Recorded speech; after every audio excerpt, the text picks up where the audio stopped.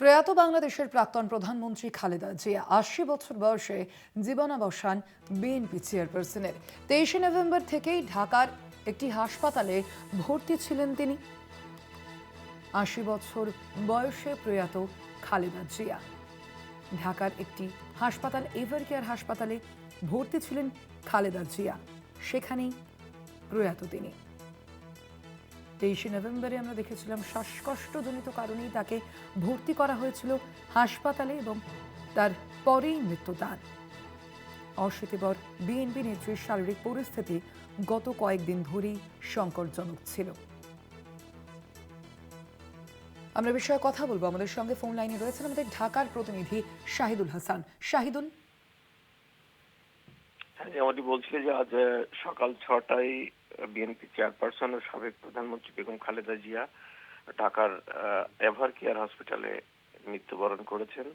তার বড় ছেলে তারেক রহমান সকাল ৭:৩০টার দিকে এই মৃত্যুর খবর ঘোষণা করেন। তিনি জানান যে ফজরের নামাজের কিছু পর তার মা বেগম খালেদা জিয়া মারা গেছেন। বেগম খালেদা জিয়া ২৩ নভেম্বর থেকে এভারকেয়ার হসপিটালে ভর্তি ছিলেন। তার বিভিন্ন ধরনের অসুস্থতা ছিল। বেগম খালেদা জিয়া মূলত ১৯৯১ সালে বাংলাদেশের প্রথম প্রধানমন্ত্রী, নারী প্রধানমন্ত্রী হিসাবে শপথ গ্রহণ করেন এবং পরবর্তীতে উনি ২০০১ সালে দ্বিতীয়বারের মতো প্রধানমন্ত্রী নির্বাচিত হন। এছাড়া আরেকটি নির্বাচনে তিনি অল্প কয়েকদিনের জন্য প্রধানমন্ত্রী ছিলেন। তো তাকে মূলত ৩বারের প্রধানমন্ত্রী বলা হয়। বিএনপির যিনি প্রতিষ্ঠাতা জেনারেল জিয়াউর রহমান মৃত্যুর পর এই দলটির তিনি হাল ধরেন এবং দীর্ঘদিন তিনি এই দলের চেয়ারপারসনের দায়িত্ব পালন করছিলেন।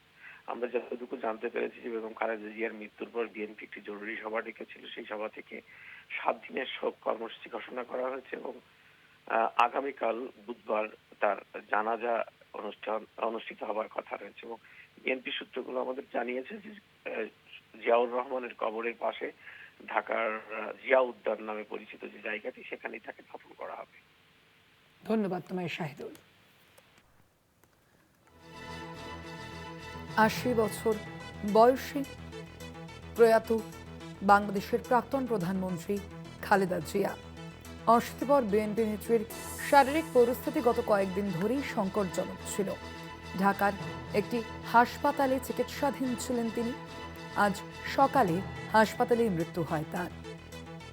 খালেদা জিয়ার কিডনির সমস্যা ছিল অনেক দিন ধরেই এবং গত ২৩ নভেম্বর শ্বাসকষ্টের কারণে তাকে হাসপাতালে ভর্তি করা হয়েছিল। তার শারীরিক পরীক্ষার পরই ফুসফুসে সংক্রমণ এবং নিউমোনিয়া ধরা পড়ে। বয়সজনিত কারণে পরিস্থিতি অনেকটাই জটিল হয়ে উঠেছিল, কারণ তার শরীরে আগে থেকেই একাধিক রোগ ছিল, একাধিক সমস্যা ছিল। সোমবারই খালেদার চিকিৎসার জন্য গঠিত মেডিকেল বোর্ডের সদস্যরা জানিয়েছিলেন বিএনপি নেত্রীর শারীরিক অবস্থা অত্যন্ত সংকটজনক। শারীরিক অবস্থার অবনতি হওয়ার কারণে তাকে লাইফ সাপোর্টেও রাখা হয়েছিল এবং একই সঙ্গে ডায়ালিসিসও চলছিল। সোমবার রাতেও মাকে দেখতে হাসপাতালে গিয়েছিলেন খালেদা পুত্র তারেক।